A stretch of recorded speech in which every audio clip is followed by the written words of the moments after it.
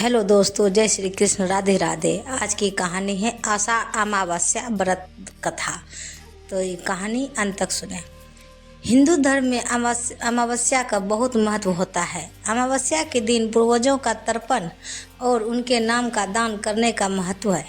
अमावस्या के दिन भगवान शिव और माता पार्वती की उपासना की जाती है। इस दिन अमावस्या व्रत सुनना भी शुभ माना जाता है। सनातन धर्म में अमावस्या का विशेष महत्व है। अमावस्या के दिन पवित्र नदी में स्नान करना चाहिए, साथ ही इस दिन दान भी करना चाहिए। अमावस्या के दिन भगवान शिव और माता पार्वती की उपासना की जाती है। इस दिन पीपल के वृक्ष की उपासना की जाती है। धार्मिक मान्यताओं के अनुसार पीपल के वृक्ष में देवी देवताओं का वास होता है, इसलिए इस दिन पीपल के पेड़ में जल अर्पित करने से सभी मनोकामनाएं पूरी होती है। तो कहते हैं कि अमावस्या व्रत कथा का विशेष महत्व है। तो आइए सुनाते हैं अमावस्या व्रत कथा। एक समय की बात है, एक ब्राह्मण अपनी पत्नी के साथ रहता था। वो दोनों ही भगवान विष्णु के बहुत बड़े भक्त थे। दोनों प्रतिदिन अपना ज़्यादातर समय भगवान के ध्यान और पूजा पाठ में बिताते थे। ब्राह्मण का घर धन्य धान्य से भरा हुआ था, किंतु संतान न होने के कारण यह दंपत्ति अत्यंत दुखी रहता था।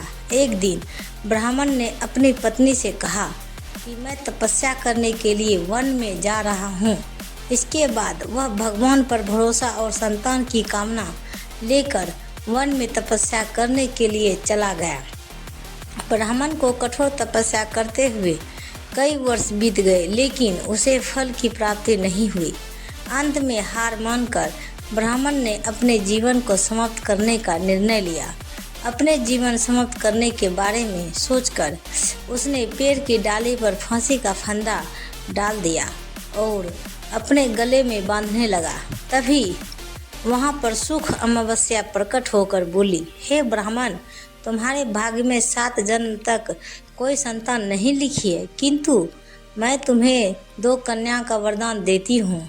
तुम अपनी एक कन्या का नाम अमावस्या रखना और दूसरी का नाम पूनम रख देना।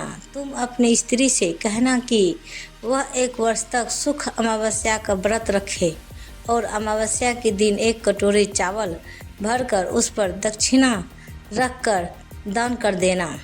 सुख अमावस्या की बातें सुनकर ब्राह्मण घर आया और ये पूरा वृत्तांत उसने अपने पत्नी को सुनाया। सुख अमावस्या के आदेश अनुसार ब्राह्मणी ने व्रत रखना आरंभ कर दिया। कुछ दिनों बाद ब्राह्मण के घर 2 कन्याओं ने जन्म लिया, जिसमें से एक कन्या का नाम अमावस्या और दूसरी का नाम पूनम रखा गया। जब ब्राह्मण की दोनों बेटियां बड़ी हुई तो ब्राह्मण ने उनका विवाह कर दिया।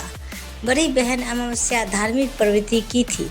वह काफ़ी समय भगवान की पूजा और धर्म कर्म में व्यतीत करती थी। इसके विपरीत पूनम भगवान को बिल्कुल भी नहीं मानती थी।